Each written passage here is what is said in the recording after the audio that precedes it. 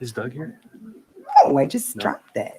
That was it. That was All the right. end of it. I Everybody literally ready? was in the middle of yoga last night, and then all of a sudden it was like, I was like, Oh, he has an interesting job. You want me to text him? Yeah, but it's 6 o'clock, so let's stay on track. great.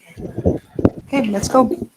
All right. Thank you, everyone, for coming to our public work session this evening. At this time, I'm going to call the public work session to order.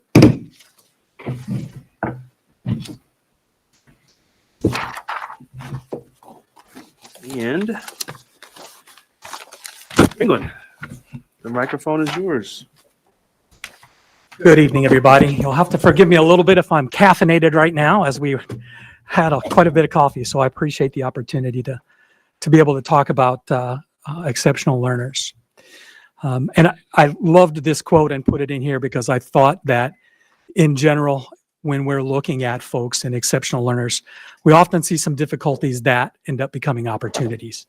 And as we think about our students and some of the challenges that they face, compelling them and working with staff to continue to move forward is very exciting things, as we saw with the coffee truck.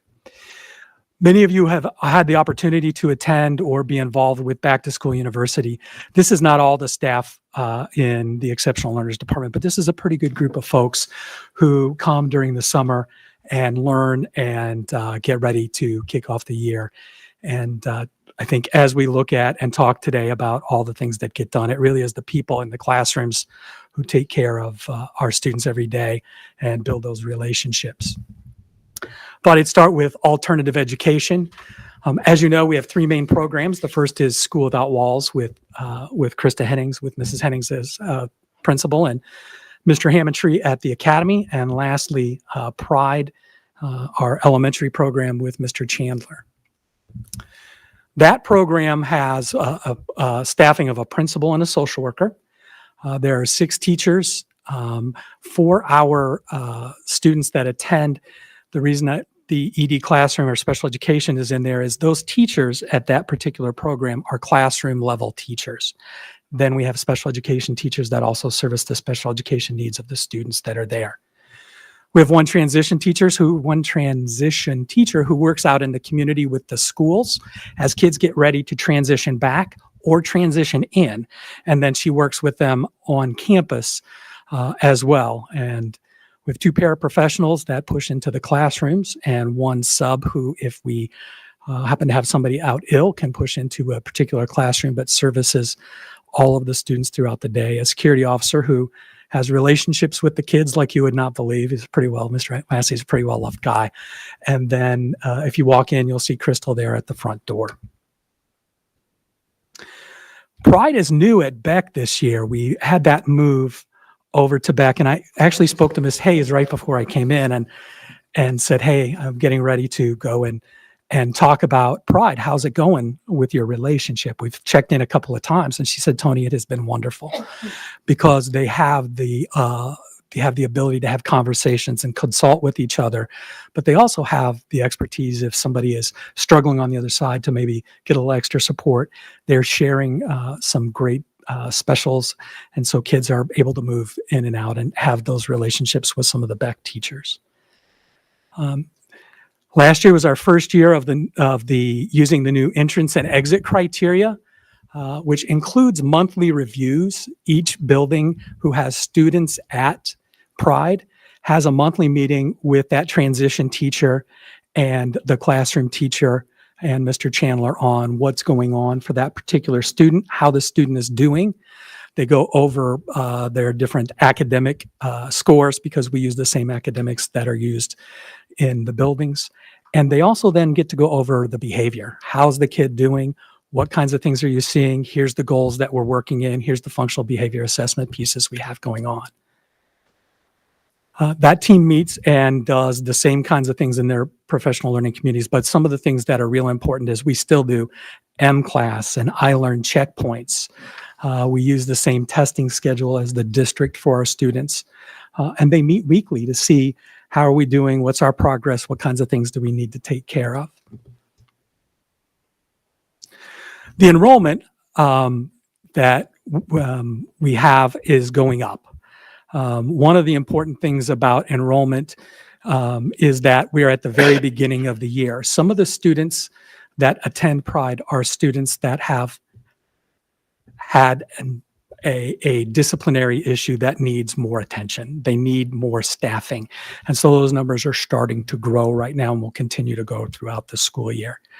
That has been a focus this year in my conversations with building principals who are really looking forward to having some extra support, and also as we meet as a group and thinking about planning how those things look for those students and staff members. We've had 5 students so far this year transition back into the classrooms. Of those 5, only 1 is full-time. The rest are slowly moving back into those classrooms at a rate that allows them to get back in, get connected with the classroom, get connected with the teacher.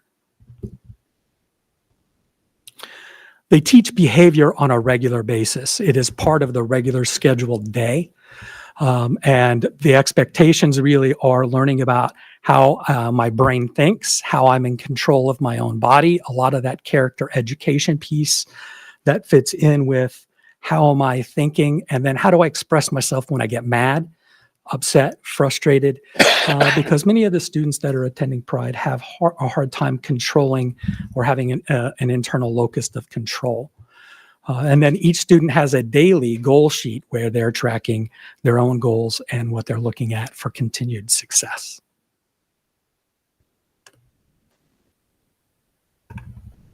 The Elkhart Academy at staffing now middle school starting this year, as well as the high school program. That school has 1 principal and a dean. It has 2 social workers and 15 teachers. That includes the special education staff, 1 security officer and 3 paraprofessionals, and then 2 secretaries in that particular building. These are, this is a program that is partially funded through the Department of Education. And in Indiana code for that funding, you have to meet one of these criteria. So students in both programs, but specifically in this, have an individualized service plan that's a requirement of the state. And we have to identify why a student in that particular student is attending, because they either need to intend to withdraw from school before graduation, having failed to comply academically, or would benefit from instruction that's kind of offered in a different manner. Our parents are expected parents who are unable to regularly attend. They're employed, or their employment is necessary to be able to support their family and the student's immediate family, and it interferes with the student being able to attend the day. Or lastly, that the student is identified as a disruptive student. When we break up what that particular program looks like, and this program is, as you know, is over at the freshman division next to the young adult program, and some of that area in the at the end of the freshman academy. There are currently 128 students, and I have a breakdown there. We have 36 seniors, 42 juniors, 32 sophomores, and 20 freshmen. We're just starting the middle school program this year. We have 16 students with 2 teachers. And looking at continuing to add. So all of those seniors would be considered part of that senior cohort. So as we're looking at graduation and finishing, the important thing to know about most of the classes at the Elkhart Academy is that they're teacher-led. These are not online classes. There's a live teacher in front of the students, and the students learn better from that methodology. Last year's numbers, as I spoke to Mr. Hammondtree, a big smile got on his face because it's the first time this has ever happened for him, is they had 22 seniors in their cohort, and they had 21 senior graduates. For him, that put a huge smile on his face, because some of those students have been there for a year or 2. They build relationships with these kids, and over time then they are striving to see those students do amazing things and succeed. Like the high school and some of the things that Mr. Surge has going on, that program uses Mastery Connect to track student learning.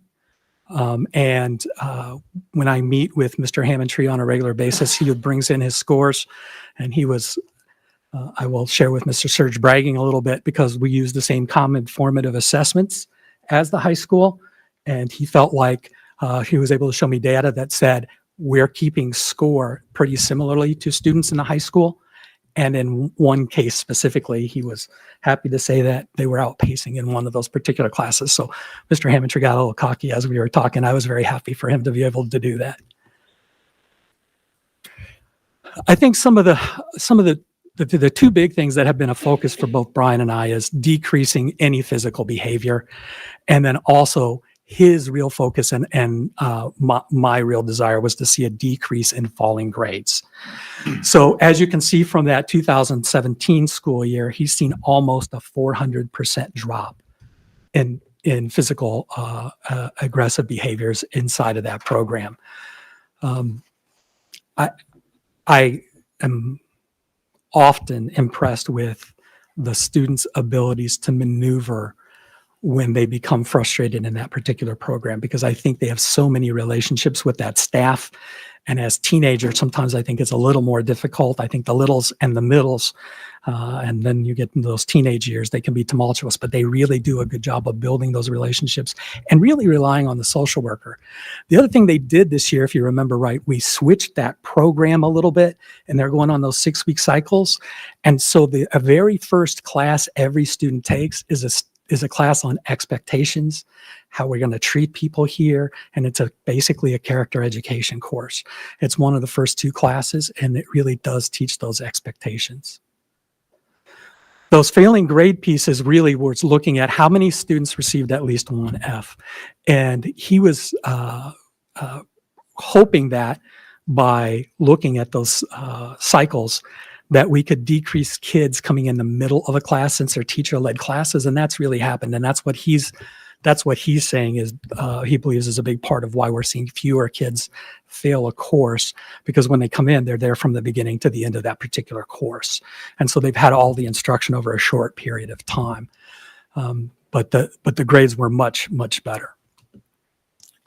School Without Walls, you all know School Without Walls. It has 1 principal and 1 social worker. There are 3 teachers and 1 secretary currently. With that program, there were 143 seniors last year who used School Without Walls at some point to finish their graduation requirements. What we see really for some of our students at the high school that are struggling, it's the pathway box that they have a hard time checking off. And so we had some pathways, a couple of pathways last year, and with the changes in the pathway requirements, we've been able to add some new pathways this year in business, human services, early childhood, tourism, and hospitality, and then that principles of agriculture. And that allows the students who are in the middle of that then to go ahead and finish those principles of agriculture over at the high school, from the high school. So some of the students at School Without Walls are actually School Without Walls students, and then some are hybrid. And those are students who attend just part of the day there, and then the other part of that day would be either over at the high school or at the Career Center. I'll switch gears here to our special education department. We spoke last year about results-driven accountability. The results-driven accountability is our state score, similar to the A, B, C, D scores that buildings get. This is what our school district gets based on these results-driven accountability scores. When we look at those scores, there are 2 basic components, and the first is, have we been compliant in the things that we're supposed to do?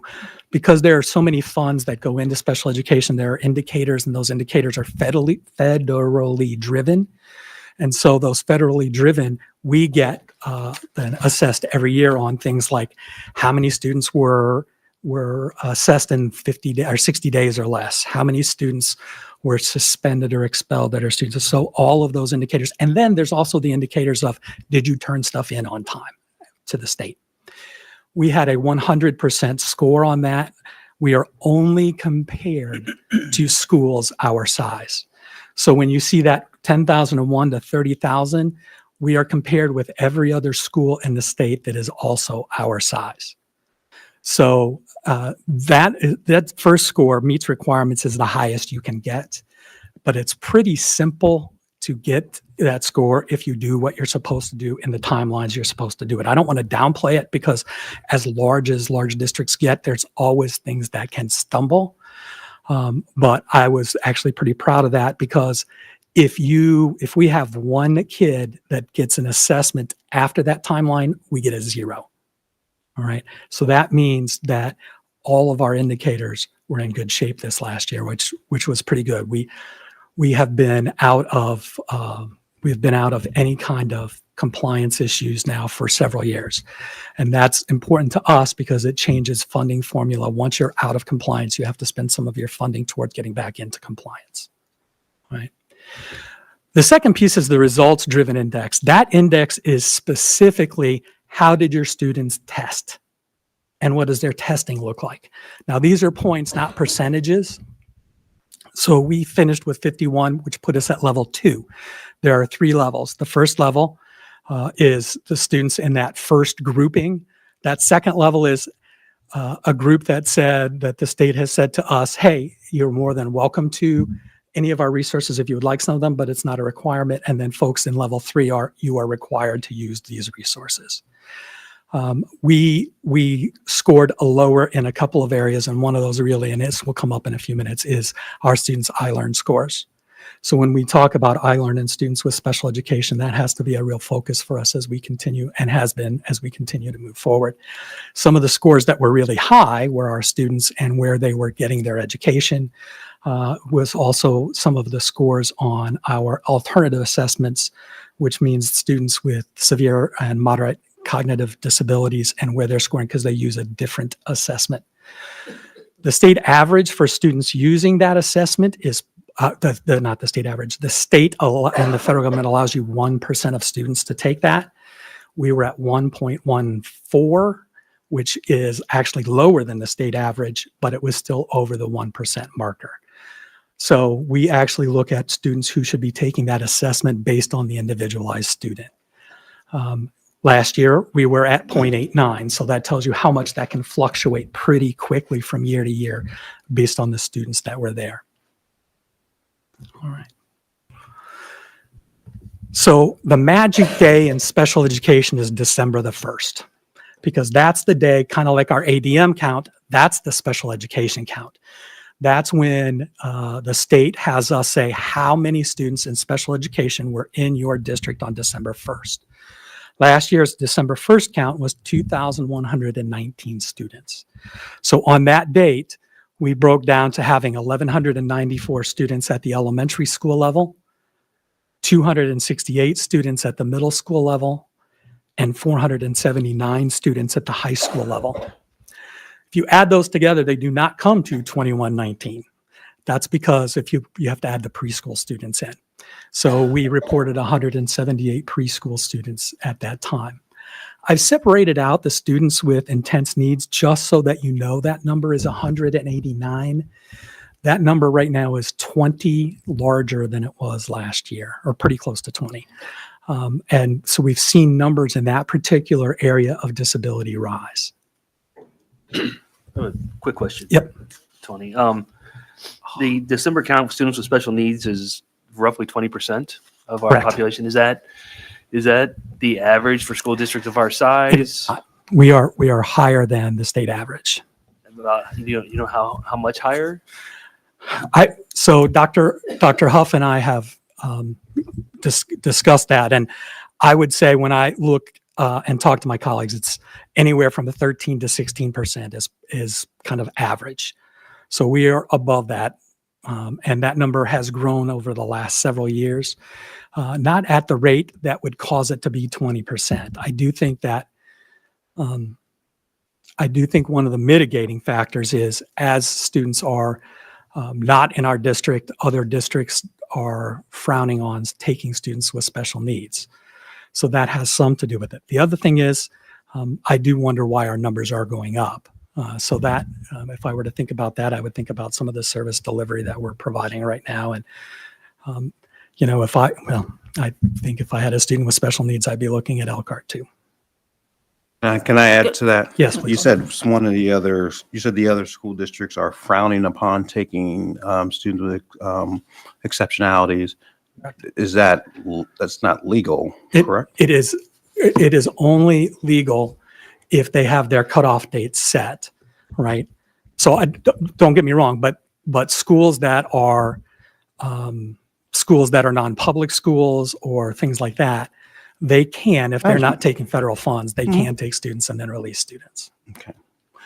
Take students and then release students? Is that what? They can accept a student into enrollment and then later say, we just don't, Right. we Yeah. don't have the ability to service. What has been our rate over the last few years? I noticed, in the rest of our packet, we look at trends over time. Right. When do we notice an acceleration in our increase in exceptional learner numbers in Elkhart Community Schools? The last 2 or 3 years. And I can get those numbers. For the That would be helpful for the Okay. board and for myself. It would. I'd say, do we know how many kids are transfers in with these numbers? In special education, Uh-huh. we're not taking too many transfers in. When we look at transfers, it really has to be, one of the mitigating factors is what is the cost of accepting students if there is exponential cost. So we're not really looking to take a lot of transfers of students in because we are a district that has a lot of good resources that we want to be able to share with our students from our district. I have a question too, Tony. Sure. How does a student get classified as special ed? Yeah, that's a great question. So if I am a student, there's something called child find, which is a requirement of law, meaning that if I am a parent or a school and I know of a child that probably needs special ed services, I request those special education services. We also have screeners. Doctors often refer their patients to, and we see that a lot, especially at the preschool level. Our biggest probably producer is First Steps, which is a program for 0 to 3-year-olds. And that is a program that really services students with disabilities up until that 3rd birthday. And then there's usually a handoff between that First Steps program and then the local school district. Once a student has been identified, once a student has been requested for assessment, then the school has 60 days once they agree to test a student.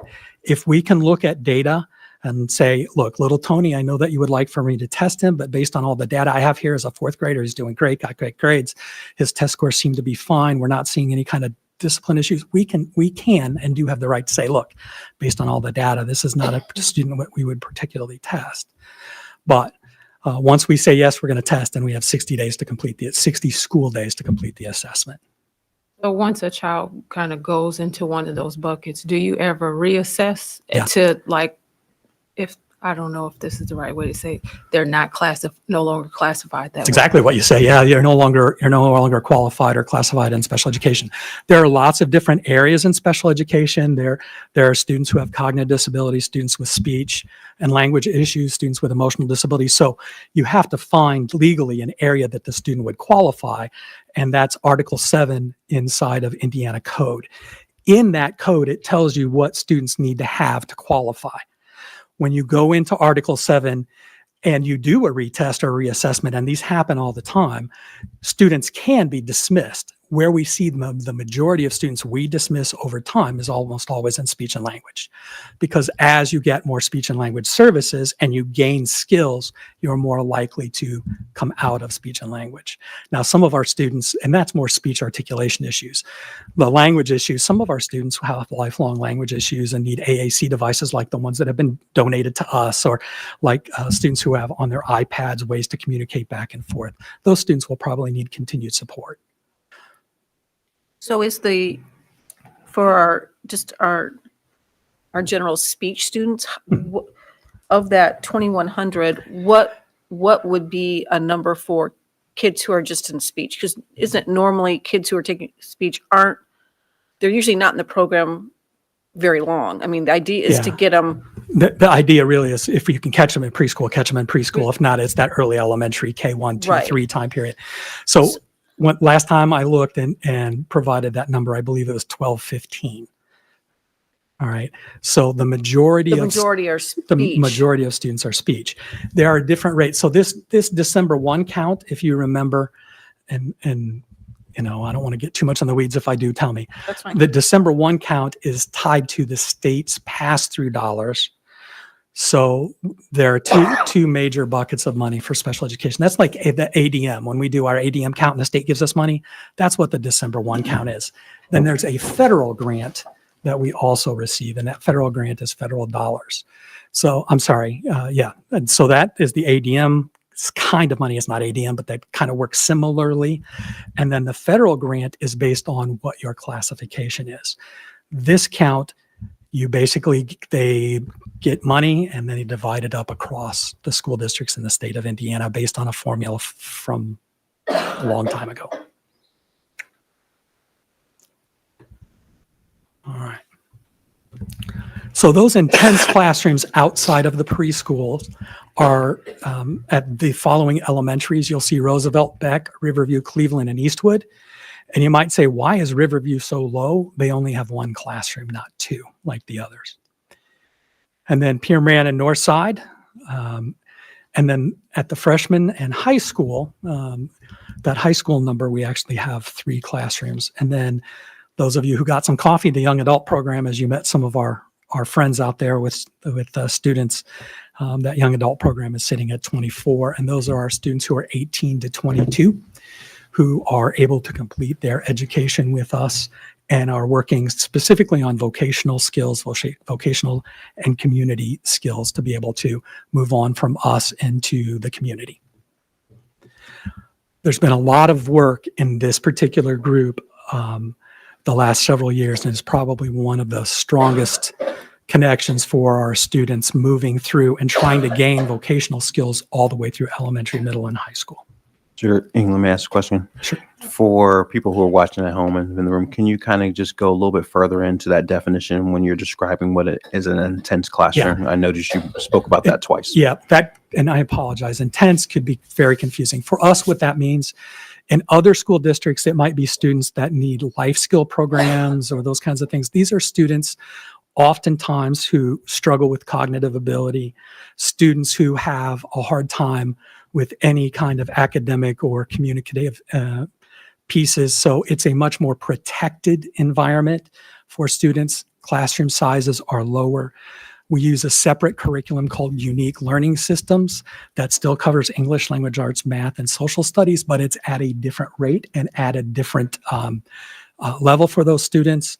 And for those students, then transition between those grade levels is just as important as it is for any of our other students. But we need really good communication for those students about what's worked before, what's working now.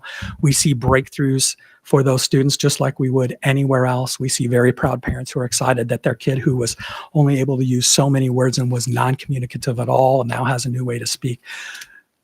So when we think about that particular program, we're really looking at students who probably need a different level of support and are not attending the majority of their day. And in fact, they're not attending most of the time in the general ed setting. Most of our students, even in intense, get opportunities to spend some time in the general education settings. All right. It's important for us to be able to stretch as far as we can with our students' abilities. Dr. F, is that an okay explanation? Yes, thank you very much. Yeah. Appreciate it. PACE, or the Hawthorne Early Learning Center. PACE is one program there. PACE, remember, still has Head Start and Title I as well. But our special education staff, and this is our hub for all special education services at the preschool level. It has one coordinator this year. If you've been out there, you've met Megan Agnagnos, who is doing a bang-up job. Megan had worked there before as a speech pathologist, and to say that she has energy would be a mild statement. She is always full of energy and very, very studious. We have a school psychologist there that is making sure that we're making those timelines that we talked about and making sure that we do those evaluations. There are 6 teachers, 5 paraprofessionals. We have 5 of our behavior folks there and 4 speech language folks, and then 2 speech language assistants that work part-time there and then part-time in some of our other buildings to support. And then you'll see at the bottom, and it's cut off a little bit, we have occupational and physical therapy services. There are not full-time across the board. They are there, and then they also service occupational physical therapy throughout the rest of our district. We do not take the place of medical, occupational, and physical therapy. We're only supplying occupational and physical therapy to our students so that they can get access to their curriculum. And so I don't want to make it sound like we take the place of going over to Memorial or to Elkhart General or to working with OSMC. That's not what happens. But it is really important to know that those folks do a really important job in helping our students being able to maneuver buildings, use small hand movements, be able to cut things, stuff that some of our kids really struggle with. One last question.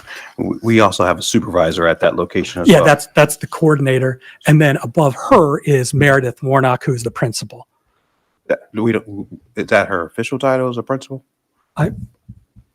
She's not a principal. I'm sorry. She's not a principal.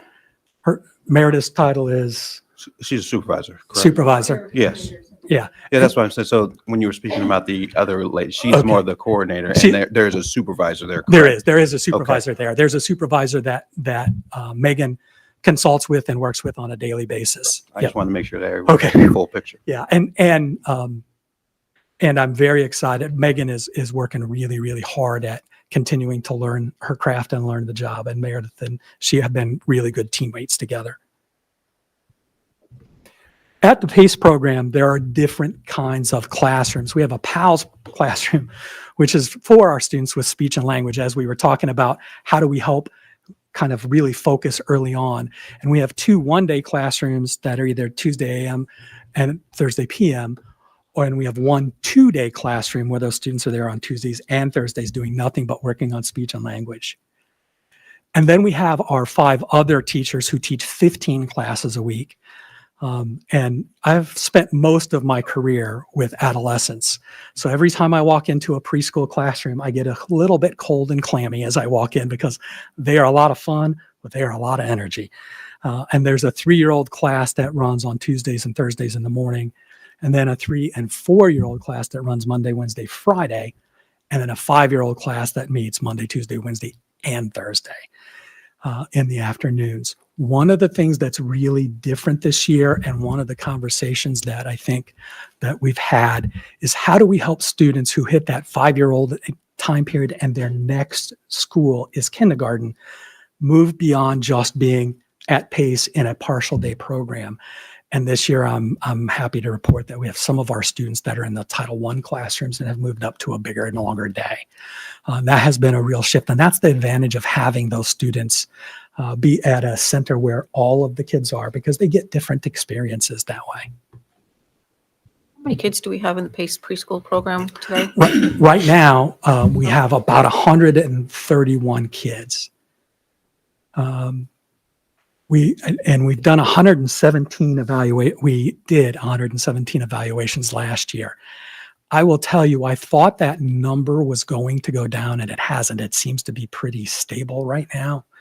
And so when we do those evaluations, they're done in what they call an arena assessment. So the parent and the child come in, and you have all of the practitioners in the room at the same time working and doing different things with the family.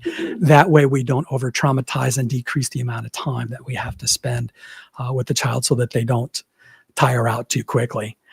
The other thing that's important to know is we also, because of Child Find, community sites, we're responsible to provide special education, evaluation, and services too. So there are 20 sites across our school district that have preschools that we could be involved with. So some of those staff that you saw before actually go to another place and come back and work with those students or work with the staff in that particular building. All right, last year altogether, we serviced 178 students. The curriculum at PACE has been pretty interesting because I think Barb and Meredith have been focusing a lot on what curriculum is going to look like in the future and having those conversations. But for many of our students, helping them to develop those internalized center locus of control becomes a big deal because some of our students really struggle. We can tell And when I used to do a lot of things with kindergarten, I could tell pretty quickly those kids who had gone to preschool and those who hadn't, because they'd been with other kids before. So teaching those skills through conscious discipline, or new to me, kimochis. And the kimochis really are a pretty neat way for kids to hear a story about a particular stuffed animal, understand this is a stuffed animal that gets kind of angry at times and what he does about it. Or a four-leaf clover who at times just isn't the luckiest guy in the world. And what's he do when he's disappointed? And for many 3-year-olds, that becomes really important stuff to figure out how to maneuver, because at home, I had, and most of you had, not 20 other people in your particular home. And so as you add kids to those classrooms, or 10 different students, or moving between hallways, it can become pretty challenging. So teaching that stuff is as important for them as the academic side, where we're using foundations and that touch point math as we're teaching those particular students. The biggest challenge, and I gave a prelude to this, was our iLearn scores in special education. As I looked at the iLearn scores and Barb came on, a big part of our conversation is how are we working together? Because this score means that students are in the general ed setting for most of the day. Almost about 88% of our students are in that general ed setting. And as our special educators are pushing in and working with and have goals, how are they working with the general ed teacher to make sure that their students' accommodations are getting met? And that's been the focus as we've kind of started this year. On the opposite side, at high school, we've seen a continual graduation rate increase. So 3 years ago, or 2 years ago, 21, 22, we had 73 students in the cohort with special needs, and 49 graduated for 67.1%. These scores also affect our the RDA, that results-driven accountability that I showed earlier. Last year, year before last, 22, 23, we had 84 students in the cohort and 62% passed, giving us a 73.8%. And then the most recent year, 87 students in the cohort and 80 graduated. And to celebrate a 92% graduation rate for special education was pretty high. Now, I want to be honest, last year was also the first year that students could get that alternative high school diploma, right? And we had 5 students who did that. So if you take 5 students out of that, we still hit 86%, 85%. So that rate continues to climb with lots of support at the high school and talking about what that looks like.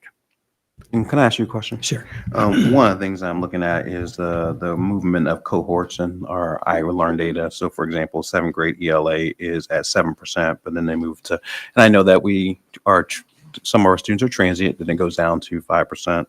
And then in math, it goes from 2 and it stays pretty stagnant at 2%. How does that translate when we get to the high school, that we're able to get so many of our students across the finish line? Because that's what we want them to do. So if you can share with us what are some of the activities that they're doing at the high school that's getting kids to understand grade level content and standards, if that's happening. Yep. I think there's a couple of things. One, I do think that we have a lot of students when we get into the high school, there's a real focus on every individualized kid towards graduation. I do think that occurs. And so we're pulling and having graduation rate conversations.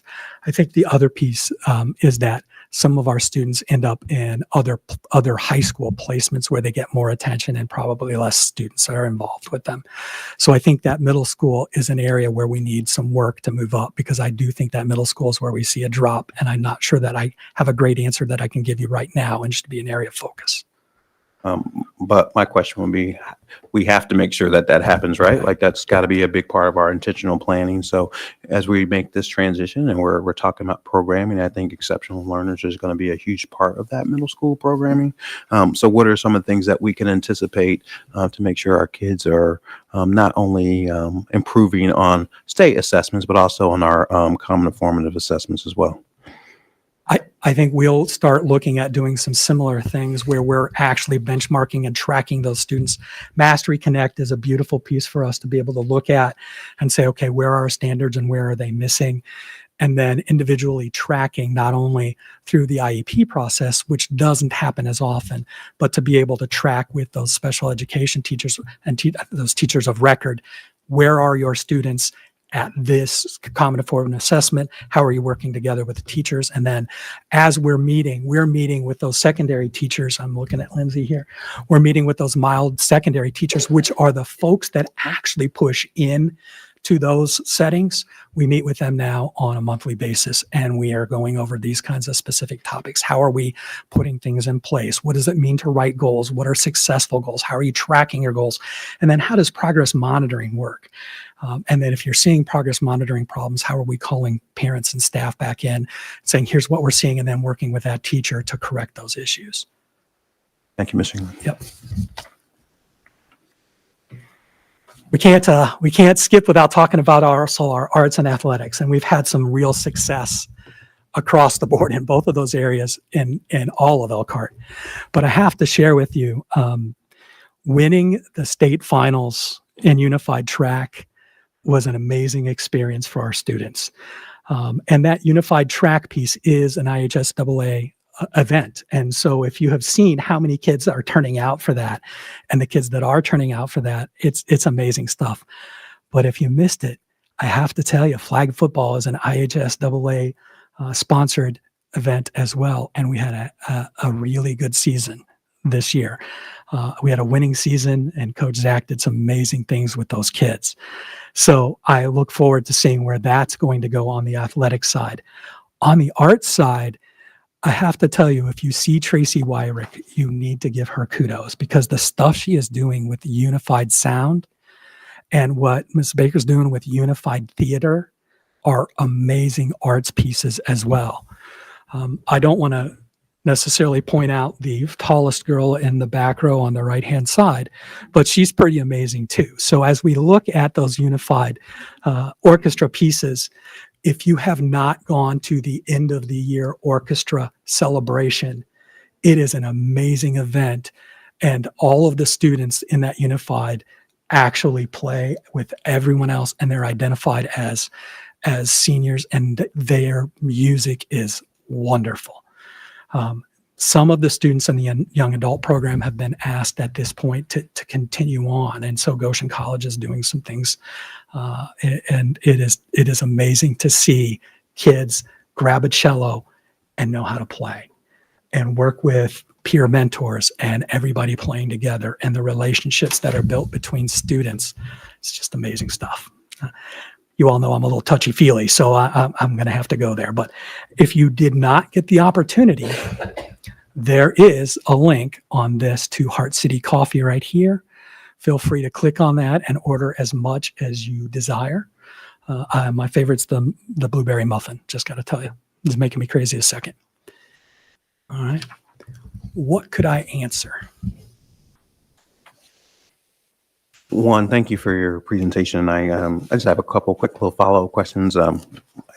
One, and just for, as we talked about the increase in the number of students in the district over the years, I think one of the things that you kind of talked about is other school districts, whatever. Can you share with our community what are some of the things that why they may be choosing Elkhart Community Schools, one, and then also commiserate, what does our staffing look like over the time as well? Can you provide like how many staff members we have that are specifically serving in special education, and also Sure. What does that look like? Because I know we also have some virtual components as well. We do. So I would say there are certain districts around the state that if you had a child that had a certain type of disability, you would gravitate more towards. Just like with us, our band and orchestra and music programs are amazing. Our programs to service students with intense needs or students with life skills issues is pretty amazing. So I do think as we look at our numbers, those numbers are going up. If I were going to move that and I had a student with those kinds of disabilities, I would think about coming here for that specific reason. I think also as we think about our students with our speech and language pieces, we have pretty strong speech and language programming. And so I would say that those folks would also look at coming or want to come here, and it's a big piece for me as a parent in the community. Staffing ratios, because those numbers have gone up specifically in intense areas, and also as we look at some of our alternative school areas, those folks have a higher staffing ratio. So as we think about the specific needs, we often see a ratio of 1 teacher and 2 assistants per classrooms of 10 in the intense needs areas. So that 3-to-1 or 3.3-to-1, because many of those students need changed. There's lifting. There's at times, then there's also the need to be able to deal with some strong behavior of students who may not have the cognitive ability to understand that their behavior or frustration is more than other people will understand at that point.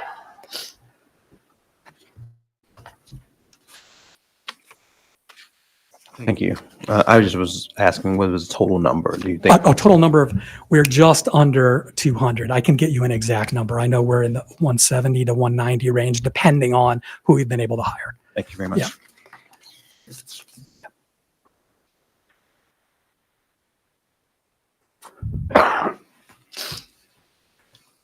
Any further questions?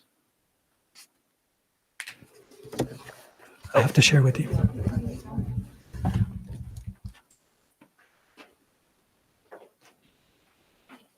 Laura Stoffer, I'm a teacher at the high school. I just want to share real quick. I think I've told Mr. England this before. What a great impact having the unified sports and united sound activities has made at the high school. I'm lucky enough to be in the same hallway as the intense intervention classrooms, and positioned where their students walk past my room to get back to their classroom after lunch every day. Last school year, with timing of one of my class periods, the students, I would say 50% of my students were involved in either unified flag football, unified track, or mentors with United Sound. I was not allowed to start my class until they stood in the hall and waited for all of their friends to walk back on their way back down to the classroom where they got hugs, high fives. There are special secret handshakes between our students, to the point where we're seeing some of our students that are now greatly considering studying special education in college. So I know I have at least 3 students right now that are looking towards that as a career path. So Please remind them that Dr. Huff will give them a letter of intent. oh, I have. Absolutely. That is so true. Thanks, Laura, for sharing that, because it's true. Any other questions? Yeah, thank you. All right.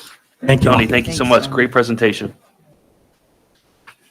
All right, at this time, I will end our public work session and reconvene at 7 o'clock for our regular board meeting. Thank you.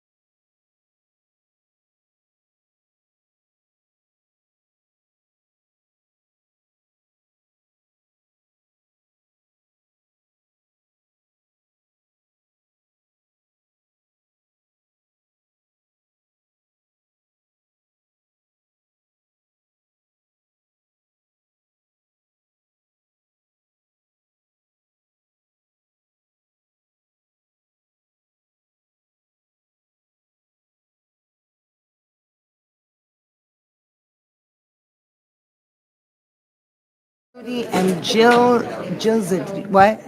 I just sent you a text. It's got his phone number in it. Okay, I can't get it yet. You I have want? his, I have his phone number too, Kelly. I'll send it to you in Okay. a text. Yeah, thanks, Jeff. You want to stroke out? Look over here. Look at me, Doug.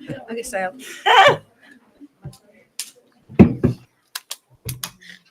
So sorry.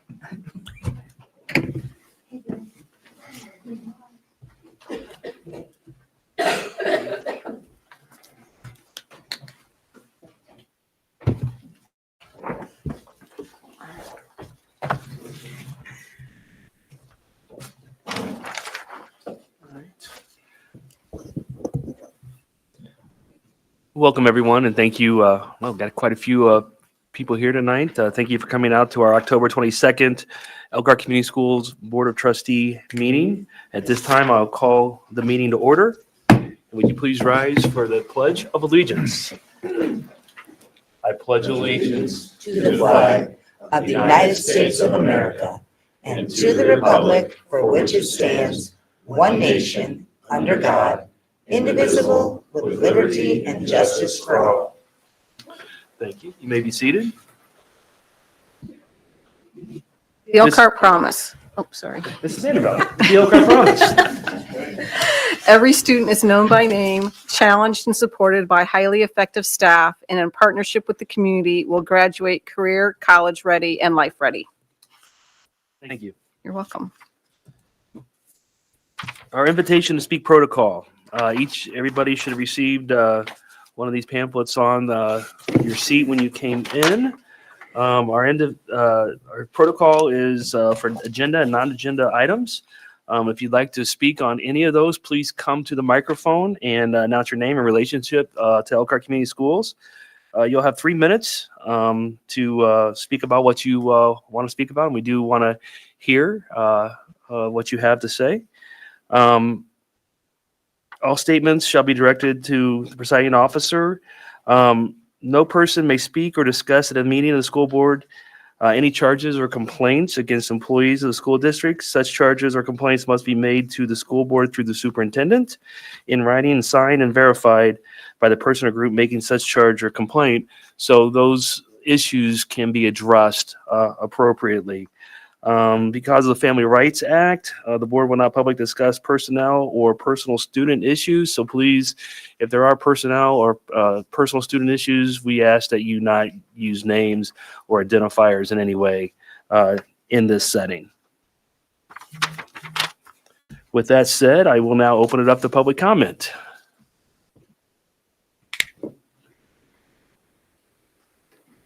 Thank you, Dora. Christine Parks.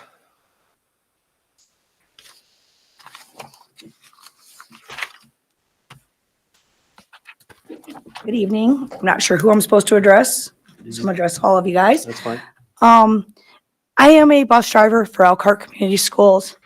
We have been having plenty of issues over in transportation that we feel are not being addressed by our administration. The one that has come up is going to be affecting us tomorrow. We have a bus committee that is supposed to help us handle issues, deal with our benefits, and talk to Mr. Huff, or Dr. Huff, excuse me.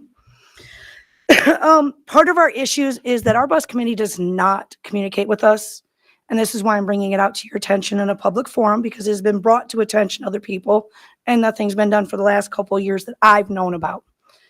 Our bus committee president fails to notify us of any changes. When we're allowed to vote on them, we are not following bylaws. They are bylaws that were, from what I've understood, Mr. Thorne helped to create, and she is violating all of these. We have brought it up many times. Grievances have to go through the bus committee, so filing a grievance is not doing us any good because they just go away. I've written up a couple of grievances concerning the way the bus committee is being ran. Never have heard back from anybody. Part of our problem is she changes the way we vote. Last year, we had a week. Ms. Parks, you're getting dangerously close to identifying Okay, excuse me. personnel and a personnel issue, so if you could please, I apologize. thank you. Our bus committee president has chosen, last year we had a week to vote for our committee members. This year we have tomorrow during our vector training. So she is not giving us an opportunity to talk to any of the other candidates. She took down, per our bylaws, she is supposed to have posted who is running for the bus committee. That has failed to I happen. believe That person you're still has- there. That person has failed to post who is running for the committee, so nobody can get to learn about them. So the bylaws are being violated. We are not allowed to put in a grievance. We need this issue addressed. And at this point, I don't know who to go to get this fixed. And this is why I'm coming here tonight. So, as I stated earlier, any issues, complaints against employees of the school district should be in writing and addressed to the superintendent with those issues, and those will be addressed at that time. Okay, I have one more small issue. We need a computer at transportation where drivers are allowed to check their emails, because we should not use our personal time to check company emails. So I'm asking, is there a way for us to get a computer that our bus drivers can log into our emails on that said computer? That's a perfect request for this setting. So, Okay, thank you thank you very much, sir. I appreciate your time. Yes, you may. Hey, thank you, President Scott. Hi, good afternoon. Hi. I know that I just want, none of these have come across my doorstep, but I will be at transportation tomorrow. I've already spoken to all the supervisors who deal with that area. So I will look forward to meeting everyone at transportation tomorrow morning. About what time will you be I there? will, I'll be there. I'll be posted up there for the entire day. So I'll have an opportunity to meet everybody. Okay, because I actually have the day off tomorrow. Oh, see, well, So I will come in on my personal time to see all you, right. sir. Well, what time are you going to be there? Probably about 7 a.m. Well, that's too early. Let's make sure that, How about 11? I'll see you at 11 o'clock. 11 works? Okay, That I will works be for there. me. Thank you, Dr. Huff. No problem. Have a good day. Thank you. Thank you. Dora, anyone else? All right.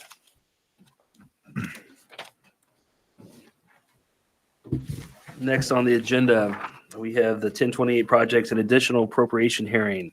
Mr. Quiet. Yes, thank you, President Scott, School Board of Trustees, and Dr. Huff. Tonight, we will conduct our 1028 public hearing for projects and additional appropriations in regards to the 2024 B and C Series bonds. So I'd ask that we suspend current meeting. At this time, I'm suspending the October 22nd Board of Trustee meeting and calling to order our the additional appropriation hearing for the 1028 projects. Thank you, President Scott.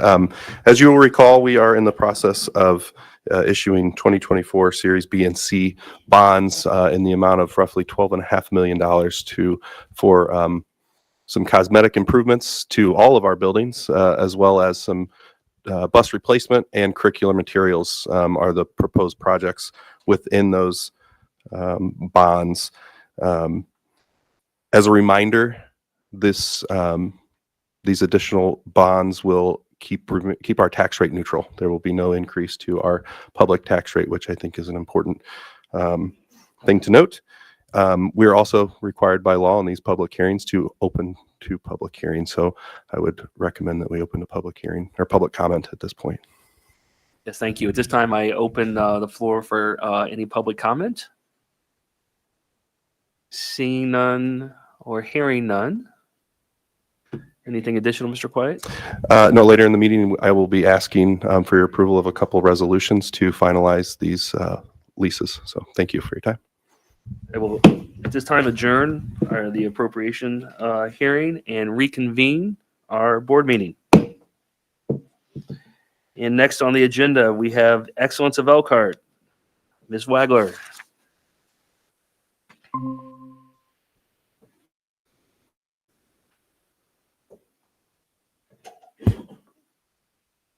Good evening, President Scott, members of the board, Dr. Huff. Good evening. I'm grateful once again to be able to come and talk about the excellence of Elkhart throughout our district. In academics, October is Careers in Construction Month, and our second-year students are currently working on our annual house build, where they build an entire house from the ground up. One of the great things about the EACC Construction Trades program is that students who complete the program excuse me, will have the opportunity to test for Carpentry Level 1 Apprentice Certification through the Central Midwest Carpenters Union. So once again, through this program, we are fulfilling our commitment to preparing our students to be career ready. Hispanic Heritage Month was mid-September through mid-October. Our schools were creative in their cultural educational opportunities, from shadow boxes at the freshman division, which is the middle picture, to art, to creative bulletin boards, and even cultural dances at Mary Daly, and a celebration evening at Roosevelt STEAM Academy, which are the two side pictures. Each of our schools highlighted the Hispanic Heritage Month in wonderful and creative ways. Oops. There we go. We're very proud to celebrate Mr. Andrew Scoopum. I hope I am saying his name correctly, at Mary Feaser Elementary. He was named Junior Achievement of Elkhart County's Teacher of the Year. So congratulations, Mr. Scoopum. And this week, the Career Center Cardiology EMT class has been acquiring CPR skills, but not just the skills. The second-year students who completed the CPR instructor class were the students that were teaching the CPR techniques to the first-year students. So it's a win-win all the way around. I want to give a special thank you to the students who helped the Elkhart Education Foundation celebrate its 10th anniversary with a student showcase showing art in many different forms, from vocal to instrumental, painting, and drawing. And we are very grateful for the Education Foundation's support of our teachers and our students. We had a fabulous turnout for both nights of the String Festival at the Elkhart High School, and it was a chance for parents and community members to see 6th through 12th grade students showcase their stringed instruments in concert. And we're so proud of our award-winning music program who continue to shine throughout the year. And last, in arts, Elkhart High School's Photo 1 class is really broadening their skills this semester. They use new light wands to produce luminescent images and play with light in photos. So they're exploring their creativity and experimenting with the lighting and creating some beautiful, extraordinary images throughout that process. And while we don't have the football ratings in just yet, right now, we are at 27 all-conference NIC athletes who have been named to the NIC team. And we're so proud of our student athletes who excel both on the field and also in the classroom. But I also want to add, because this happened after I presented this presentation, I turned this presentation in, we also had an amazing accomplishment from the Elkhart Lions football, who is just named the 2024 NIC Conference Champions. And they're currently undefeated in the conference. So be sure to check out their Facebook page. They have photos and videos of the moment that they received their trophy. Future things happening. Fall break starts at the end of this week. Track or treat, October 30th. November 11th is Veterans Day. November 14th, Parent University. This is going to be a focus on providing technical support and learning for our parents to help our students to be successful. And then November 16th, we have a district-wide chess tournament. And as always, stay up to date by following all of our social media pages. Thank you so much. I got a quick question. Yes, Just so I will know and I don't screw it up. Track or treat is the 30th or the 31st? 31st. Okay, I thought you said the 30th, so I want to make sure. 31st? 31st. Very good. I can go. Yeah, there we go. 31st. All right, thank you. You. Very exciting update. Next on the agenda, we have the Notre Dame QuarkNet Summer Research Update. Mr. Well, you're not Dan Walsh. I'm not Dan Walsh, no. Good evening, President Scott, members of the board, Dr. Huff. I'm excited to introduce Dan Walsh. We have a very talented teacher here with us at Elkhart Community Schools. Dan is had 20 years as a naval flight officer in the Navy's Maritime Patrol and Reconnaissance Community. This is his 4th year in the district and his 20th year teaching. Taught high school and college students. Mr. Walsh is currently certified in earth science, astronomy, physics, math, technology, aviation, and business. He currently teaches AP and dual credit physics, physics and aeronautical engineering at Elkhart High School. He's also an adjunct professor at Ivy Tech and IU South Bend, where he teaches physics and astronomy, as well as the methods of STEM education to primary and secondary teachers. Mr. Walsh is here tonight to introduce his high school students who participated in the QuarkNet research experience for students and teachers at the University of Notre Dame this summer. In addition, Mr. Walsh will provide Duncan Lefevre, Olivia Eversole, and Angi Mehta, our 3 Elkhart High School students, the opportunity to highlight the research they conducted this summer at Notre Dame. They'll have an opportunity for questions, and at the end of the board meeting, their research is out in the front lobby here for you to take a look at, and I'd encourage you to do so. Some of that stuff out there would revel any college level classes you might see. So, Mr. Walsh, Lordy. Thank you. Mr. President, board members, Dr. Huff. I'm Dan Walsh, as Lisa said. I would be remiss in not announcing one of our other teachers, Ilona Yoder. Could I have Ilona? Ilona participated this past summer in the QuarkNet program. We actually had 3 teachers in the QuarkNet program. We had the most of any high school in the region. Ilona runs our Science Olympiad team and works in the Center for Civic Innovation, as well as she has assisted me in the STEM camp in the summer, in the first 2 summers that we ran that STEM camp, both at Ethos and here at the high school. So now I'd like to preface this by saying QuarkNet. Quark is a small particle.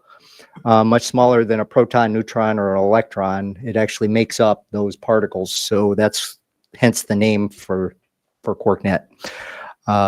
If I could have the next slide, please. All right. So this is a collaboration, long-term. It's been going for 24 years. It's a national science research program that partners high school students and teachers with particle physicists at local universities doing scientific frontier, leading edge research. Basically, the objective is to reach the next generation of physics researchers through their teachers. It's a collaboration between the Department of Energy, Notre Dame Physics Department, and Fermilab and the National Science Foundation. And there are 105 of these programs nationwide. Notre Dame's is probably the most robust, and hence the student interaction that they have. We don't have this kind of student interaction at the other units nationwide. Could I have the next slide, please? So basically what happens throughout the school year, the teachers meet and collaborate. So there are 18 of us high school physics teachers that meet on Monday evenings. And then in the summer, we participate in the research program for 6 weeks. We are involved in this program to develop and implement in our classrooms different instructional strategies and different practices with our students and gain academic material. I've learned an awful lot about particle physics just by being in this program, quite honestly. And the strategies that I was able to introduce at one of my former high schools, Adams High School in South Bend, one of my former students is actually credited with discovering a planet this last year. Yeah. So the methods that we're teaching our students in the classroom are being used in scientific research later in their experiences. So we conduct research alongside the high school students. We recommend a student ourselves. So hence we have 3 students here. Our other teacher decided to defect to another high school in the local area. Pardon. So as I said, we have had the most number in recent years of teachers participating, but we also get graduate credit out of this. We get a credit in the fall, we get a credit in the spring, and then we get 3 in the summer. And Notre Dame pays for those credits. So we don't see anything on the transcript. We also get a stipend for our summer participation. So in the morning, what I did, and Alona did. We worked here at the school. I ran the STEM camp, and then I would run over to the or over to Notre Dame in the afternoon. So I was double dipping and doing 2 jobs, and so was Alona. So just to be able to teach our own students. Could I have the next slide, please? So the students also meet 6 weeks with us in the summer. They conduct research alongside the teachers and a college professor who is the mentor for that program. So they're doing research that the professor is doing, like student research assistants. They create a presentation poster. We have those outside for you to look at. And then they do a poster session at Notre Dame that the parents and anybody else are allowed or wish to come to. And this would be something that I would extend an invitation to next summer, Dr. Huff. It'd be well worth the visit. They get undergraduate research credit from Notre Dame as well, and a stipend. Now, if going back to that research credit, when you put that on a resume, this turns heads when they apply to college. It sets them apart, makes them look different. I've had 3 of my former students get accepted to the Naval Academy, 2 to Stanford, 2 to Duke that have been through this program, and then about 6 or 8 to Notre Dame. So it definitely means a significant difference in their application process. Could I have the next slide, please? So I'm going to introduce our students. I'm going to let them speak for themselves. They are smarter than I am in many ways. And so some of the things that they've been responsible for actually end up in the particle detector in CERN in Switzerland. So I'm going to introduce Duncan Lefevre. In fact, parts of his construction actually will end up in Switzerland in CERN in the detector. So, Duncan. Good evening. As you mentioned, a lot of my summer was spent fabricating parts. I was creating high-speed data transfer cables, 50 gigabytes a second. That is ridiculously fast. I don't know if you know your Wi-Fi, probably less than a gigabyte a second. So 50 gigabytes, that's a lot of speed. To work from really broad to pretty small, there's CERN, like the cutting edge physics research in the entire world. And they have the Large Hadron Collider, big loop of particles, shoot them into each other, not an explosion, but it makes a particle wave. And then that wave, we need to detect where they went. So we create like a coordinate grid, not like an XY plane, like you probably learned in math class, but it's 3D. We live in the world.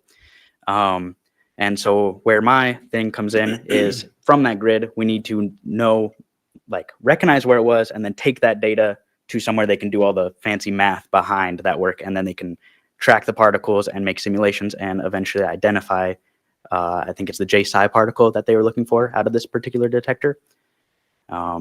It's amazing stuff. The ability to have undergraduate research, or not even undergraduate yet, high school research, and like you mentioned, have that credit. I just applied to my schools on Saturday, and it really sets me apart, not only as like just a student, but then having that research as going into an undergraduate experience. And I'd like to welcome up Angi. Duncan, it's good to know my office is across the street from Notre Dame, and periodically this summer I would lose cell service. So I now have a better understanding. Yeah, thank you. Yeah, you're welcome. Of what was going on. It's his fault. Yeah, yeah. I always knew Notre Dame had something to do with that. Good evening. My name is Angi Mehta, and actually my project might have something to do with your cell service because as a part of my project, we worked with high energy particles called muons. Muons are particles that are thought to descend from stars in the sky, and they're everywhere. And so we really looked at tracking them. And in my research, I studied how muons, fall onto Earth, how to detect muons. And we discussed what muons can do to your body. Like, they're here everywhere. There's probably a couple hitting you right now. So do they cause cancer? Are they detrimental to our health? Do they benefit us? So we really discussed that. And going back to your cell service, a couple of our experiments may have blown up our electronics. So we did have those afternoons. Yeah. That's excellent. But my experiment mostly was we built paddles to detect how fast muons come in. where they're coming in from, so we could detect angles, like so we can pinpoint where exactly in the sky is this particle coming from. So it's very like kind of astronomy based almost. You could look into the sky and see, oh wow, my particles are coming from that star over there. And so we discovered new ways to do it. We sent up particle detectors in balloons to see the change in altitude. The closer this particle detector gets to the stars, how many more muons can we detect? And we saw a huge increase, which only further cements the theory of, yeah, these are definitely coming from space. And overall, I'm really grateful for Mr. Walsh and this amazing opportunity. I really enjoyed my summer. And I think this program is wonderful because, one, I get research experience. Two, I get to work with a college professor. And three, it's like I get to learn more. And particle physics was something I never expected to love, but it was a wonderful summer. So,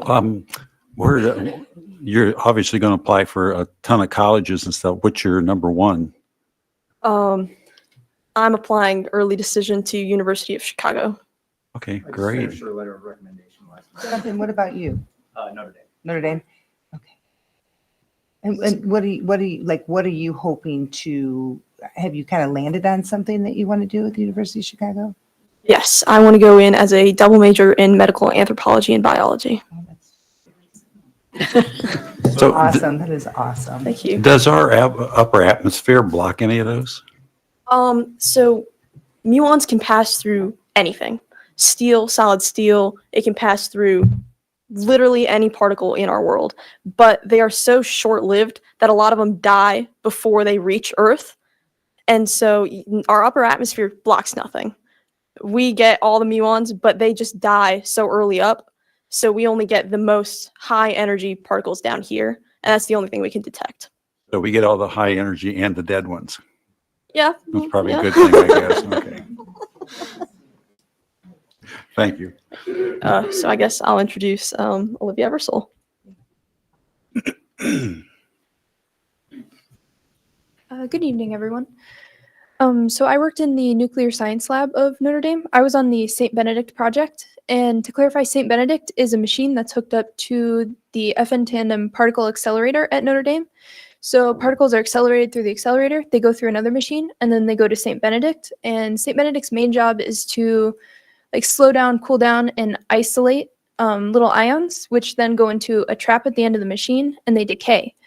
And the reason why they're measuring the decays is to find a certain numerical value, which will, the more precise the value is, the more that the more likely it is that we will find physics beyond the standard model. The standard model it's pretty much like the periodic table, but it's a lot smaller. It's composed of quarks, like Mr. Walsh mentioned earlier, and a few other things. So physics beyond the standard model is, pretty cool, pretty big idea. And the more precise that value is that they're measuring through the decays, the more likely it is we're going to find that physics, which is really cool. My job specifically is I worked a lot on computer simulations, so a lot of programming, a lot of running simulations through a certain software. And I also got some hands-on time in the lab, which was also pretty cool. I got to help build part of the machine that wasn't finished yet. But the simulations, there were some contaminants in one of the previous runs of the machine. So the data that we went through and simulated will hopefully help them to find out what those contaminants were and what future contaminants could be. So I did a lot of computer stuff all summer, and it was really cool. This was probably one of the best summers I've ever had, and QuarkNet has definitely had a positive impact on my life, because going into this, I knew I wanted to go to college, I knew I wanted to do science, but now coming out, I know I want to do research, and I've kind of fallen in love with particle physics. So, yeah. Right now, probably Purdue or Butler, but the end goal will definitely be graduate school at somewhere big like MIT. I recommend Purdue. If you need a reference, I'll help you out. Well, as evidence tonight, all three of you, I think you're going to enjoy as you get older as being the smartest people in the room. So, this is a very impressive presentation from all three of you. And I, of course, I'm a fan of Dan's, and sometimes, and I've known him for years, and he can talk circles around me, and I smile a lot. But it is wonderful to see three such well-versed, mature young adults, very comfortable speaking in front of adults, very confident in what you learned, and humble, extremely humble. And so I appreciate like sharing everything that you learned and seeing like the growth of your program, but the value of what we have allowed here at Elkhart Community Schools. And I could not be more proud to sit and listen to something that was so far over my head, but you made it sound so interesting and so valuable. So you should be very proud. You should be very proud. You should be very proud of your work. And I'm honored to sit in the room and hear the wonderful things that are going to happen to the three of you in the future. Yeah. What jazzes me up is their excitement Oh, yeah. over what they did. I mean, Olivia is normally very quiet, but when you get her talking about this kind of stuff, I mean, you can't get her to stop. Yeah, So- thank you. I appreciate you guys very much. Could I have the final slide and I'll close out? All right. I just want to point out, and I've bent Lisa's ear about this, the College Board has now created an AP diploma program, just like the IB diploma program. And students take 4 AP courses, and then they've added a research and a seminar course.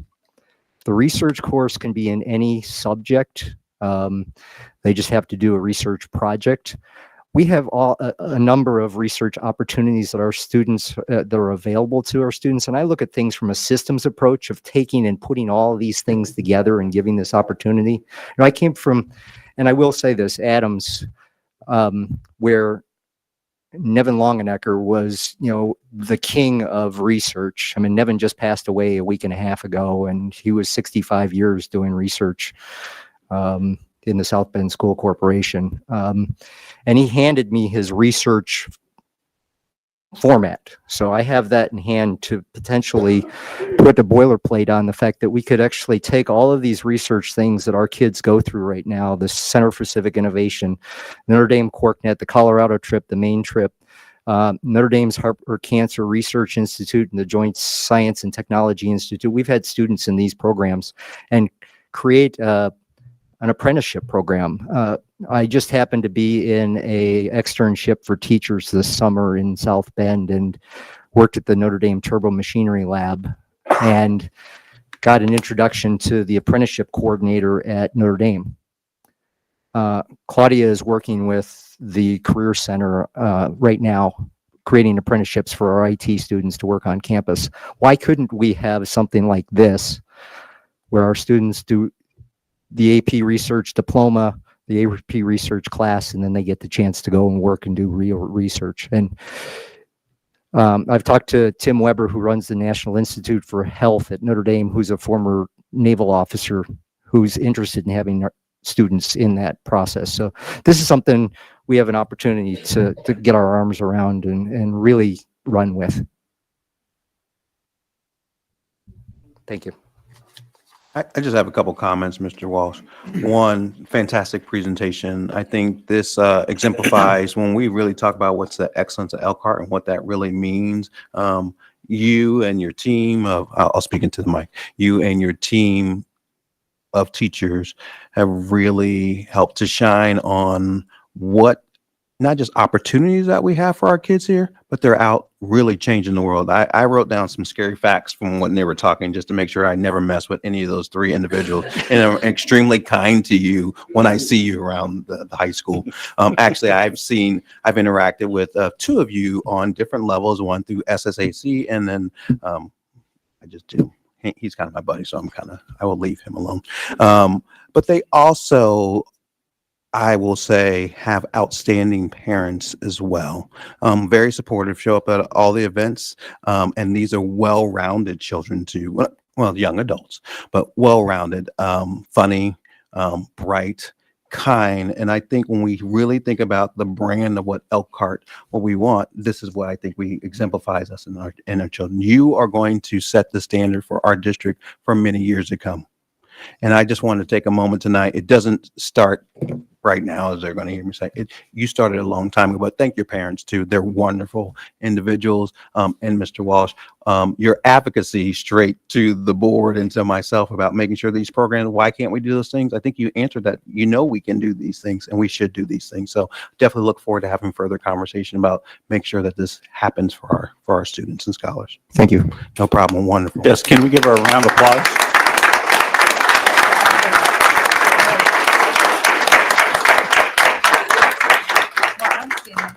They're really good. Thanks, Dan. Thank you. I wish we could just end there, but we now have to go to the consent items. Do I have a motion? So move. Do I have a second? Second. I have a motion and a second. Do I have any comments from the board?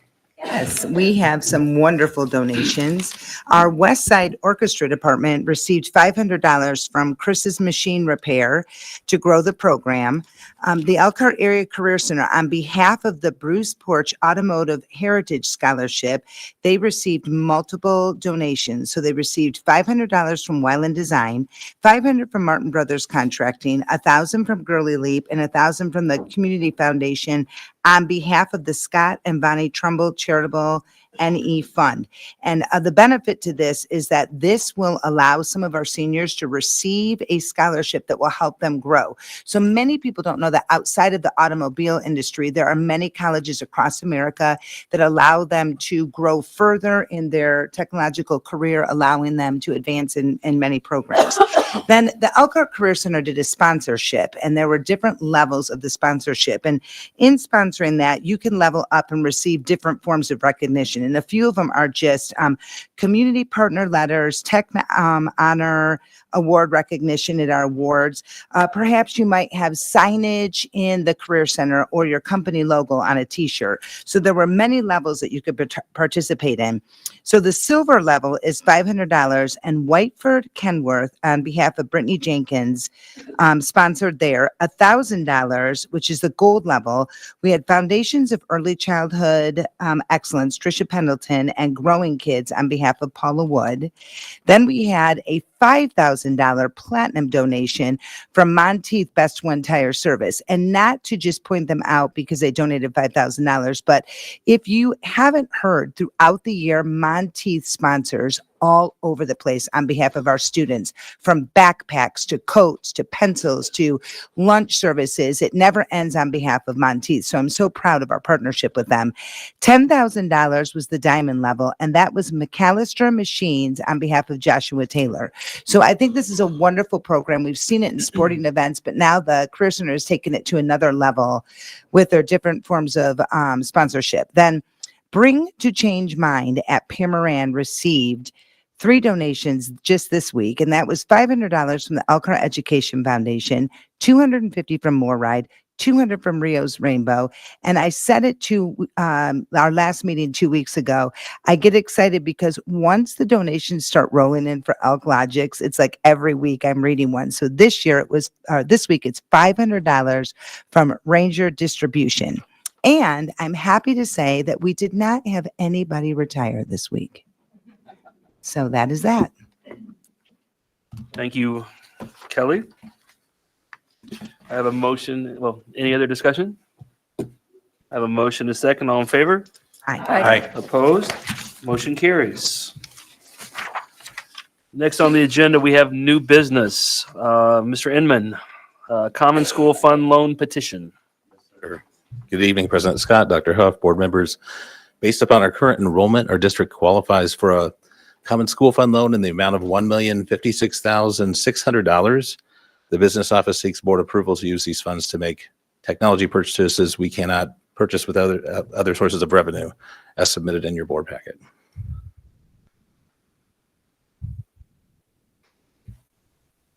Do I have a motion?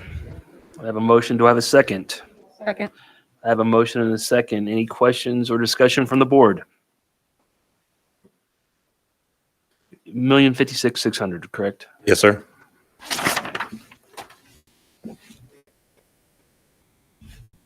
Questions? All in favor? Aye. Opposed? Motion carries unanimously. Thank you. Sir.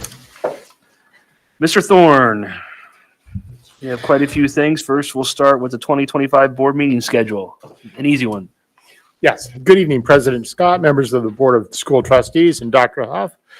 Tonight, the administration is presenting for your preliminary consideration a proposed schedule for Board of School Trustees meetings for calendar year 2025. Happy to answer any questions you might have related to that. This is for initial consideration? Yes, sir. No questions. Let's move on to the student parent guide. Thank you very much. On an annual basis, the administration makes revisions to the student parent guide.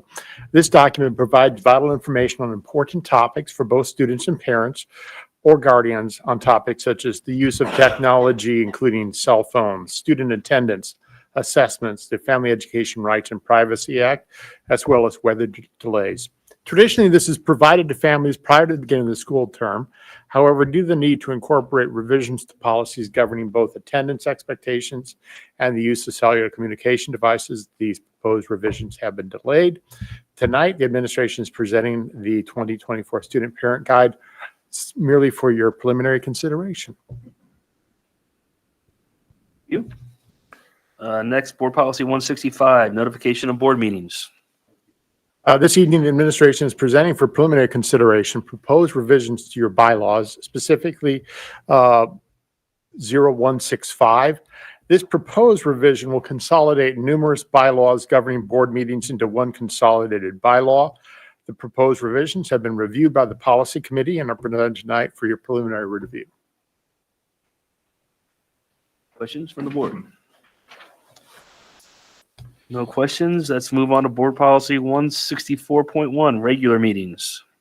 Thank you. Well, 161. 164. 4.1 through 0.5. 164.1 through 164.6, as Yes. well as 165.3 and 165.5. You're welcome. I had to do my own math this afternoon for that. The administration is recommending rescission of these bylaws upon your approval of Board Policy 165. All of these bylaws were consolidated into what is proposed as 165. Certainly makes it easier. Yes, And that's also for initial consideration. that's correct. Any further questions or comments? Yeah, there's a new thing called the Huff effect, and it's you have to eliminate 7 regulations in order to take one new one. So we're trying to streamline. Thank you. Member of the policy committee has spoken. Yeah. Finally, Board Policy 5460, which is graduation requirements. Tonight, the administration is presenting for preliminary consideration proposed revisions to this board policy governing the graduation requirements for students at Elkhart High School. The proposed revisions will allow students to obtain physical education credit for their participation in activities such as junior ROTC, marching band, competitive athletics, and other extracurricular programs where the physical activity is a substantial component of the activities, such that the students participating will meet the academic standards for physical education.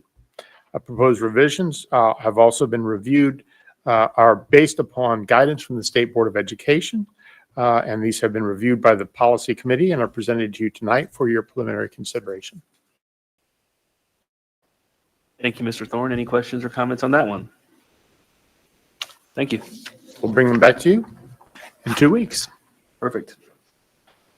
Next, Mr. Quiet, we have the 2025 budget adoption.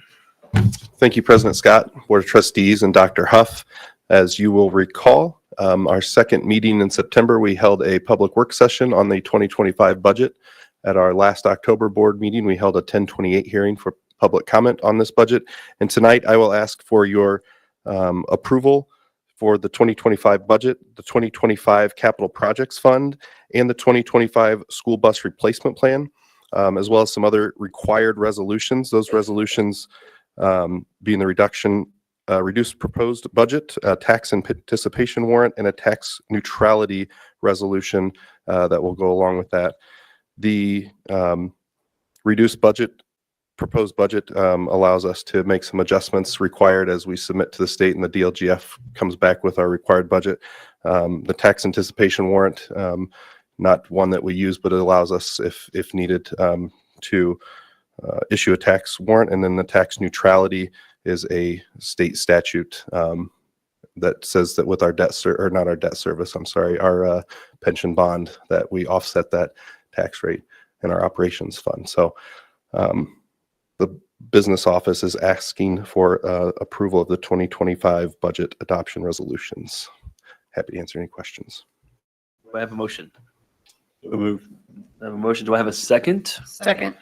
I have a motion and I have a second. Do we have any discussion or questions for Mr. Quiet on the 2025 budget adoption? Hearing none or seeing none. All in favor? Aye. Opposed? Passes unanimously. Thank you, Mr. Quiet. Next on the agenda, we have the resolution confirming approval of the First Amendment to lease and approving the issuance of bonds and related matters. Yes, thank you, President Scott. This is in relation to the 2024 B and C series bonds that we held our 1028 hearing on earlier in this meeting. I would ask that the board approval for the resolution confirming approval of the First Amendment to lease and approving the issuance of the bonds and related matters. Do I have a motion? I have a motion. Do I have a second? Second. I have a motion and a second. Any discussion? Hearing or seeing none. All in favor? Aye. Opposed? Motion carries unanimously. Next on the agenda, resolution approving the additional appropriation and related matters. Yes, thank you, President Scott. Again, in relation to the 24 B and C series bonds, I'm asking the board to approve the resolution approving the additional appropriations and related matters. Do I have a motion? Second? I have a motion and a second. Do I have any discussion or questions? No discussion or questions. All in favor? Aye. Opposed? Motion carries unanimously. Next, we have the financial report. Thank you, President Scott. Some brief notes on the financial report as submitted in the board packet. Our spending continues to outpace our revenues. However, we've seen a slight decrease in that, so we're optimistic in reversing that trend in the near future. But outside of that, no major points of note. Happy to answer any questions if you have any. Questions on the financial report or comments? No questions or comments. We'll move on to the insurance report. Thank you, President Scott. This month we saw a slight decrease in our claims, which is a good month as we move into determining new rates for the 2025 plan. It is still performing slightly higher than anticipated, but within a reasonable, we're a 3% variance. So not a major variance, but and that's all I have to report on the insurance fund at this time. If there's any questions, I'm happy to answer those. Any questions or discussion regarding the insurance report? No questions? Thank you. Thank you. All right. Time to hear from Dr. Huff. Thank you, President Scott, members of the board, community. Busy last couple weeks. Just want to share a couple of things that I have just noticed or experienced while since we've been together last time. I do want to just take a little bit of time and thank the educators who work with the young adult program for all the work that they do for those young adults. And Mr. England, if he's still in here, thank you for your coordination and working with that. I thought that was a tremendous opportunity tonight to shine a light on the entrepreneurial spirit of those young adults and all the great things that they're doing for our community, and great representation tonight. So thank you, and thank those teachers out there who are working with those young individuals. Also, if you are a parent who came to our 3 public forums last week, I want to say thank you for coming out to hear about our middle school transition. I look forward to at our next board meeting, just giving you a preliminary update on where we are. And I pledge each month to let you know just the status or updates where we are with that. I thought the turnout was pretty good, and I appreciate the questions that were being asked. So if you have an opportunity, please look on our website to see how the district responded to the questions that were asked. I was very proud of our administration team for how they answered those questions. And also now we're in the process of transcribing and making sure that we put those questions up on the website. So we're going to be driving a lot of people to our website to make sure that they see those questions that are updated. And again, that wasn't the only time. You can continue to ask questions regarding the transition, and then also we'll gladly will follow with you to give you some responses should your question not be answered to detail on the website. So again, I appreciated the opportunity to speak to you last week with my team.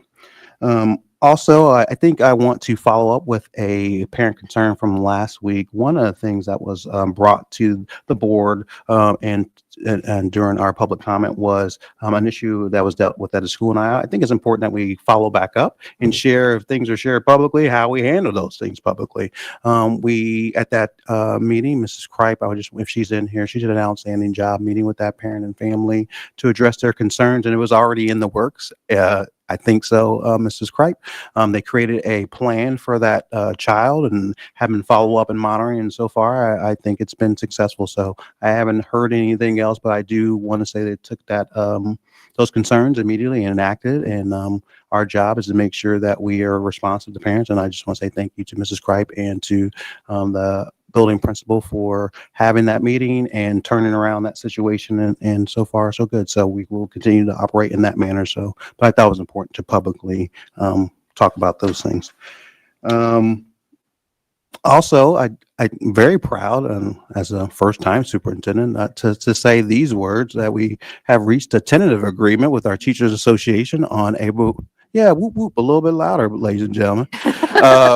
With our teachers, I just want to say hats off to the teachers. It was wonderful to work with the leads for the ETA, and also hats off to this team over here. Look forward to the board hopefully approving that here in a couple weeks, but also more importantly, coming back for every other employee very quickly after that as well. I think it's important to make sure that we take care of our classified staff as quickly as possible. So want to make sure we get that done, and then come back and bring a presentation to the board for the rest of our employees. And I know they're working look at Mr. Thorne over there, working very quickly to make sure that happens for the board.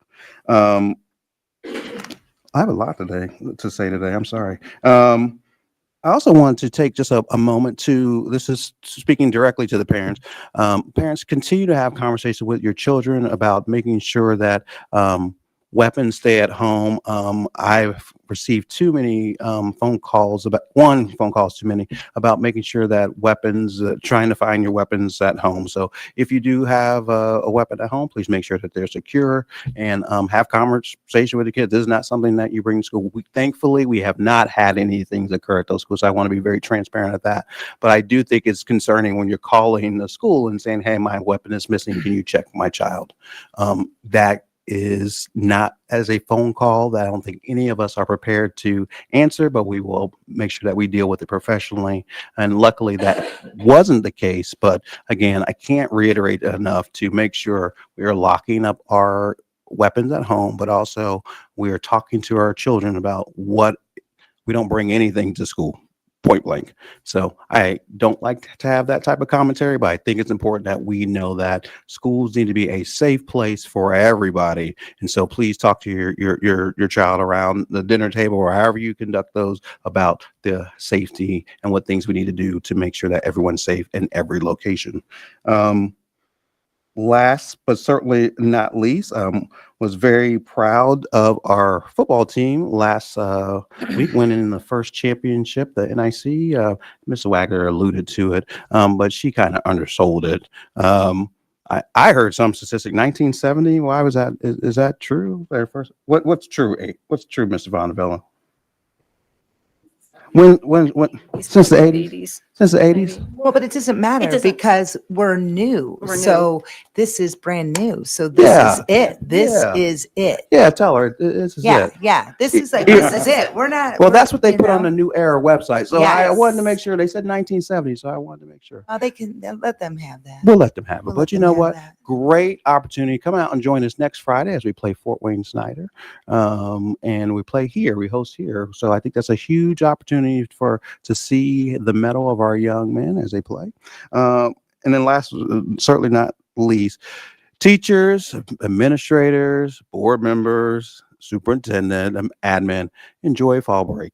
It has come right on time. I don't know about you, but I think my body is telling me it's time for a little bit of respite.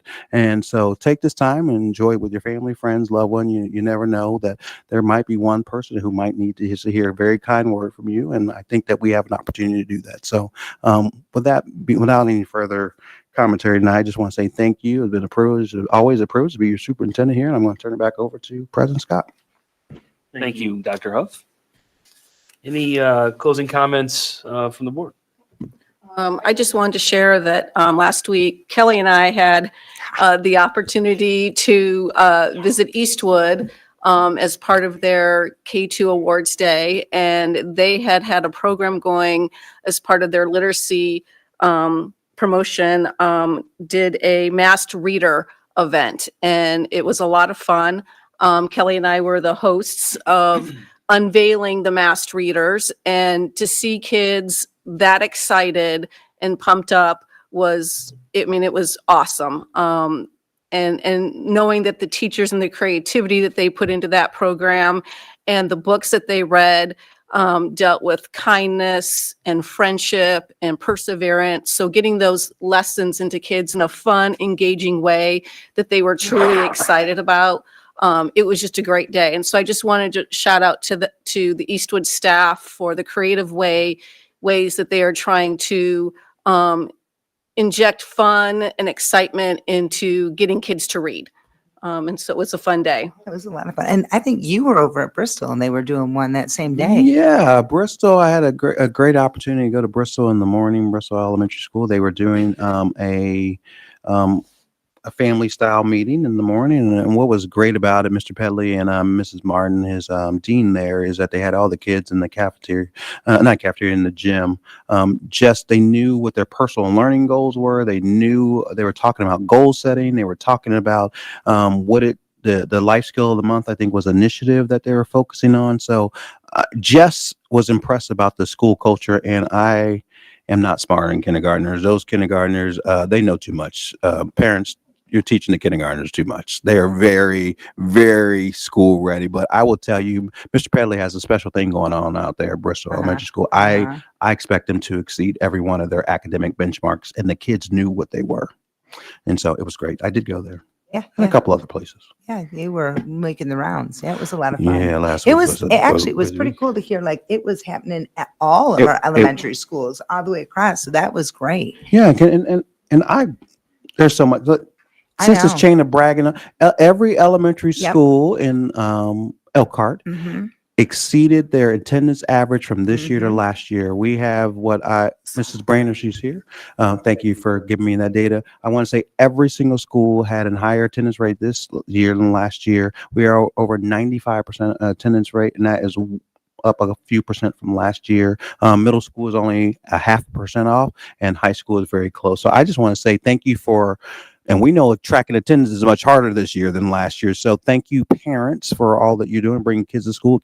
Learning cannot happen if they're not here as well as we would like. But also thank you to the administrators for keeping up on those unfunded mandates and those extra phone calls and all those things. So we really do appreciate that. But again, thank you to those administrators and those teachers for making sure kids want to come to school each and every day. And I'm just going to add real quick that, this will be our last board meeting before we head into, some of our board members having to run again. Troy and Doug, they're running unopposed. And, my friend here who, is my very pleasantly challenging friend that works very well with me. I am sorry that I'm still going to nick at you about that. But I just want to add that, it's a very exciting to have the opportunity to come back to our next board meeting and be like, hey, I'm going to be working with my peers again. And I want to celebrate one that's running, and, she's clearly shows a ton of dedication, and I'm just very thankful for her, and I wish her the best of luck. And I look forward to when we come back, we're all back together again. So this is exciting. Yeah.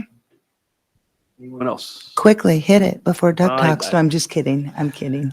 I do have something. I wanted to thank you for commenting on the public comment from a week ago. When parents or somebody comes to these meetings and has an issue or has something they want to say, it's important that they're heard, and it's important that we hear them. The setting at times doesn't, we as a board, we cannot take action on anything that's said or really comment, and it makes it awkward sometimes as we sit up here and we say we hear you, but they are heard and you are heard, and there is action going on behind the scenes. So I think it's important to let people know that you just don't come here and it's a waste of time. We hear you, we're listening, we want to be transparent and get back with you. So I think that's an important message. And then also I wanted to touch upon Duncan, Angie, and Olivia today, how refreshing it was to see the excitement in, what they have done, what they have achieved. I still have two, a junior and senior at home, and try to get anything out of them. Like, how was your day? As they walk by me, to see this kind of excitement out of the students was great. And I think, it's a testament to, once we figure it out, it's in all of the students. We just got to figure out how to tap into it. And, collectively as teachers, as parents, as board members, as a district, figure that out, tap into it, and we'll see that excitement, and they will go on to do great things. There's no doubt in my mind. So that was great to see those young students here tonight and discuss what they achieved over the summer. And